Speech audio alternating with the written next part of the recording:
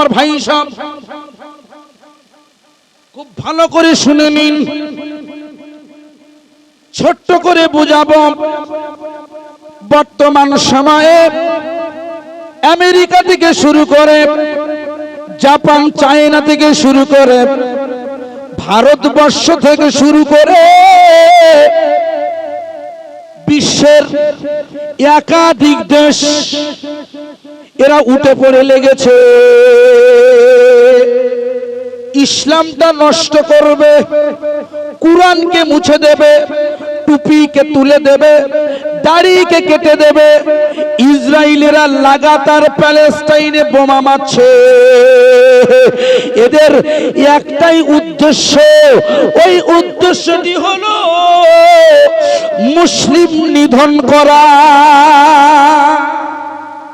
ঠিক না বেটি? ভালো করে বুঝবেন।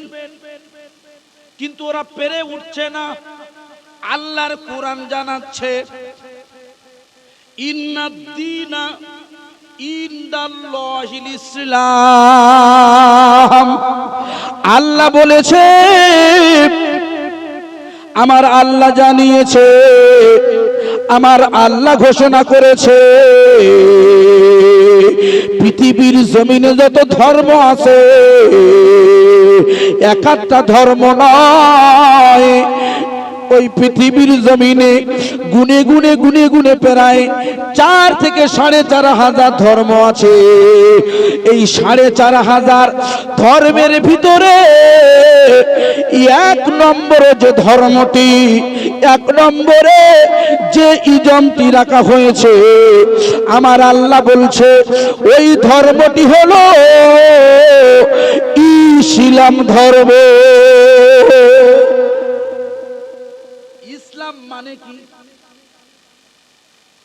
ইসলাম মানে হলো শান্তি, সুশৃঙ্খল, শৃঙ্খলাপূর্ণ। খুব ভালো করে বুঝবেন, ইসলাম মানে শান্তি বলে ছেড়ে দিলে হবে না। ইসলামের কিছু গাইড আছে, ইসলামের কিছু নীতি আছে, ইসলামের কিছু নিয়ম মালা আছে। যেমন মনে করুন, এটি হলো শাবান মাস, আজকের 17, তাই তো?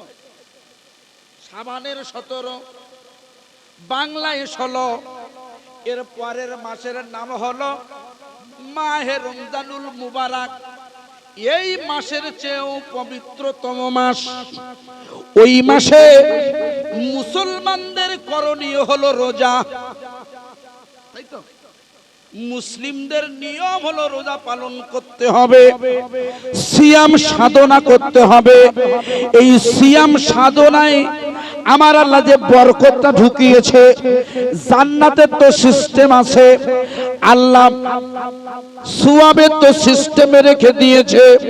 কিন্তু পৃথিবীর জমিনে আমাদের বর্তমান পরিস্থিতি অনুযায়ী ঈমানওয়ালা মুসলমানেরা যারা রোজা রাখে, আমাদের কি উপকার আছে এটা কি কোনোদিন জেনেছি ভাই? রোজা করলে তো সওয়াব হবে, রোজা করলে তো আল্লাহ জান্নাতে প্রাইজ দেবে। রোজাদারদের জন্য আমার আল্লাহ জান্নাতের রায়্যান নামক গেটটা নির্ধারণ করে রাখা হয়েছে, ওখানে তো অবশ্যই যাব। কিন্তু রমজানুল মোবারকে রোজা করলে মেডিকেল সায়েন্স ঘোষণা করেছে, যদি একটি ব্যক্তি 65 বছর বাঁচার লক্ষণ থাকে, ওই ব্যক্তি যদি রোজা করে, আমার আল্লাহর বরকতে ওই 65টা কেটে 70 বছর হায়াত হয়ে যাবে। এর মানে হলো রোজার ভিতরেও উপকার আছে, রোজার ভিতরেও কল্যাণ আছে, সিয়াম সাধনায় কল্যাণ আছে। এক শ্রেণীর ফিতনাবাজ এখন বার হয়েছে যে রোজা করলে কিছু হয় না, রোজা করলে শরীরের ক্ষতি হয়, রোজা করলে বেশি বেশি বেশি বেশি করে গ্যাস হয়।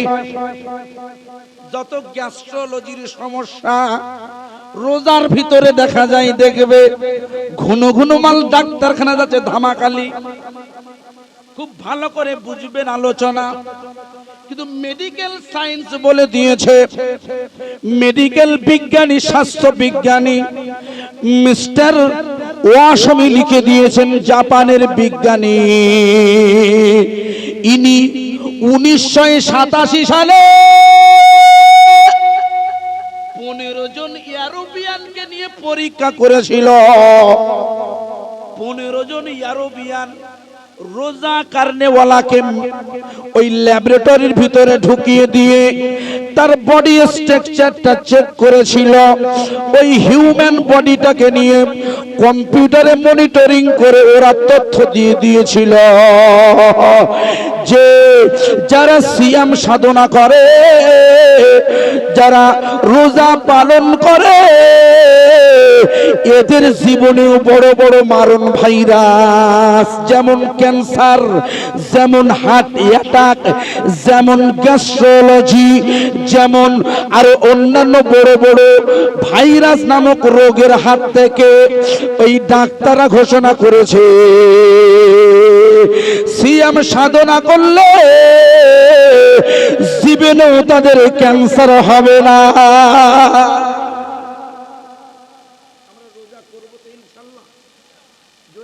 ইনশাআল্লাহ আমার ভাই সব, এখন আমরা নফল নিয়ে বেশি টানাটানি করছি।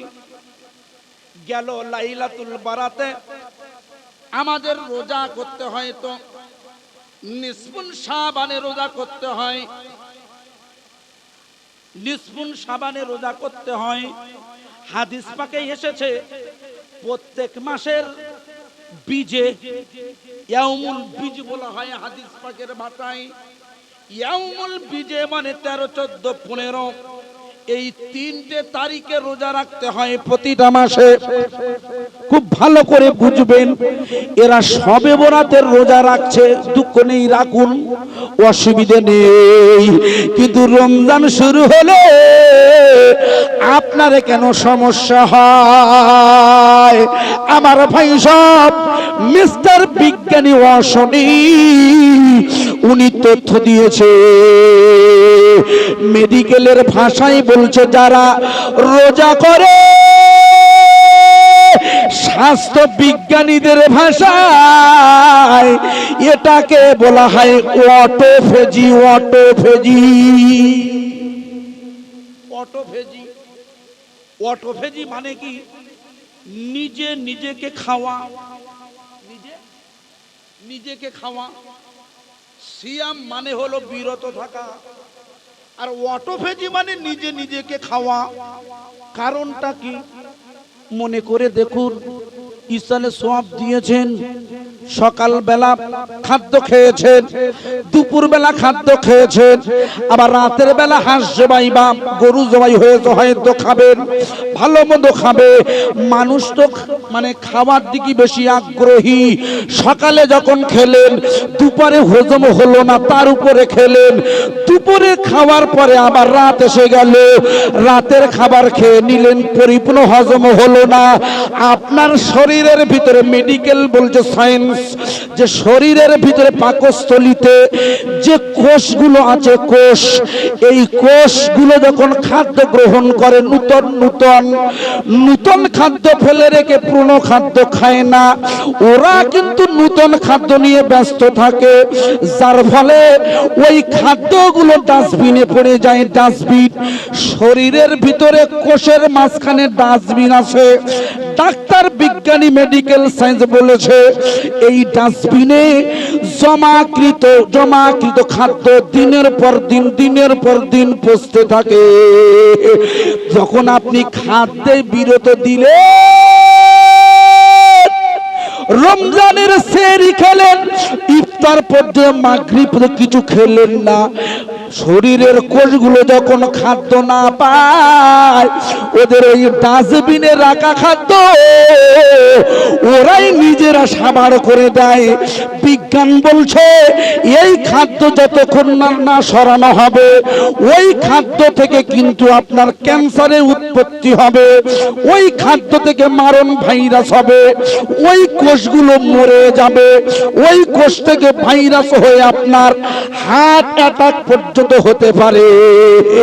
কিন্তু আল্লাহর রহমত, আল্লাহর কুদরত দেখুন, গোটা বিশ্বে এই এক মাস সিয়াম সাধনা দিয়ে এটাই বুঝিয়ে দিয়েছে মুসলমানেরা, ও পৃথিবীর ঈমানওয়ালারা, তোমরা রোজা করলে তোমাদের পেটের ভিতরের আবর্জনাগুলো আমার আল্লাহ দায়িত্ব নিয়ে সাফ করে দেবে।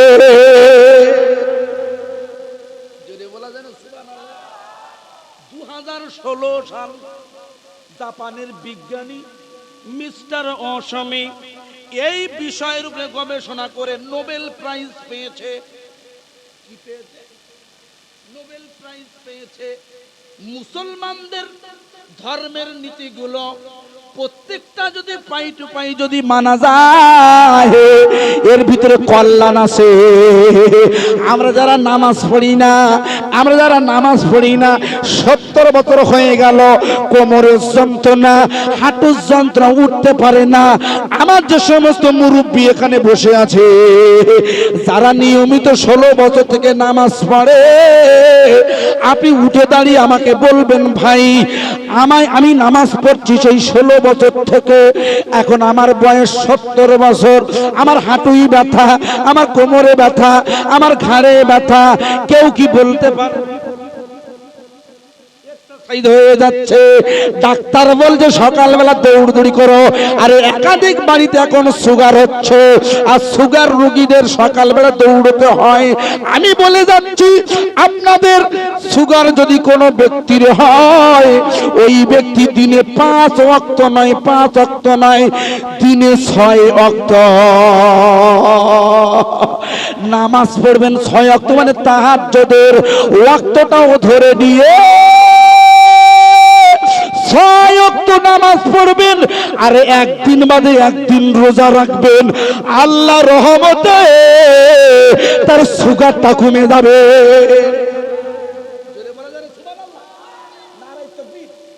নারে তাকবীর। আমার ভাই সব এগুলো গবেষণা করতে হয়, এগুলো রিসার্চ করতে হয়। আমরা ঈমানওয়ালা টুপি নিয়ে বসে আছি, দাড়ি নিয়ে বসে আছি, জুম্মার নামাজ নিয়ে বসে আছি। আমাদের হাতে যে মূল্যবান সম্পদ আছে কুরআন শরীফ, এটা নিয়ে কোনোদিন গবেষণা করিনি, এটা নিয়ে কোনোদিন ভাবিনি, এই কুরআন শরীফ নিয়ে কোনোদিন আমরা রিসার্চ করিনি। আমার বন্ধুরা খুব ভালো করে বুঝবে, কুরআন শরীফ কিন্তু কোনো ধর্মীয় কিতাব নয়। কুরআন শরীফ শুধু ধর্মীয় কিতাব নয়, কুরআন শরীফের ভিতরে এমন এমন তথ্য আছে, কুরআন শরীফের ভিতরে এমন এমন ফর্মুলা দিয়েছে, যারা রিসার্চ করেছে তারাই ঈমানওয়ালা হয়েছে। খুব ভালো করে শুনবেন। 1986 সাল, জায়গাটার নাম হলো কিন্তু মথুরা, উত্তরপ্রদেশ। জায়গাটির নাম হলো কিন্তু মথুরা, জেলার নাম মথুরা, ওই এলাকার নাম হলো কিন্তু বৃন্দাবন। বৃন্দাবনে আমাদের বিধর্মী ভাইরা যায়, আমাদের কোনো আপত্তি নাই, ওরা যায় যাক। আমরা যেমন আজমিরে যাই, আমরা যেমন ফুরফুরা শরীফে যাই, আমরা যেমন খানায় কাবায় তাওয়াফ করতে যাই, হিন্দু ভাইরা ওরাও কিন্তু মথুরায় যায়। মথুরায় 1 নয় 5,500 মতো মন্দির আছে। ওরা সেখানে আরাধনা করতে যায়, তীর্থ করতে যায়। ওই বৃন্দাবনে বাড়ি ব্যক্তিটির নাম লিখে রাখো, বিশ্ববিখ্যাত ব্যক্তিটির নাম হলো ডক্টর পুরোহিত শিব শঙ্কর মহাশয়।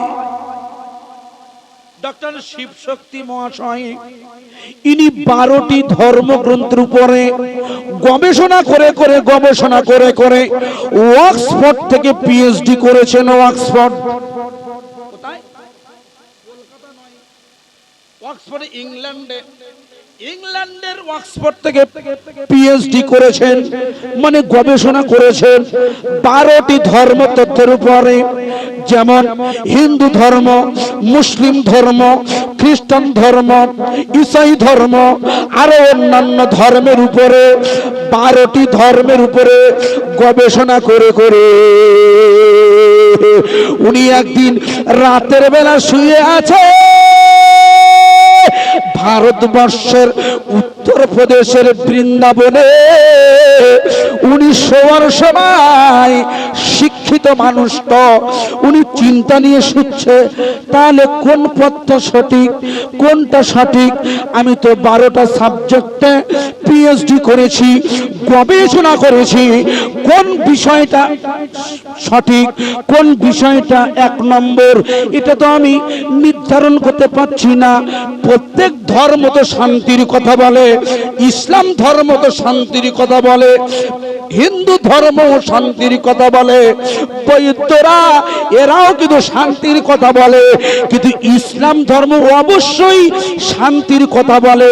পৃথিবীতে শান্তি পাবে ইসলামটা মানলে, পৃথিবীতে শান্তি পাবে ইসলামটা মানলে, পৃথিবীতে কল্যাণ হবে ইসলামটা মানলে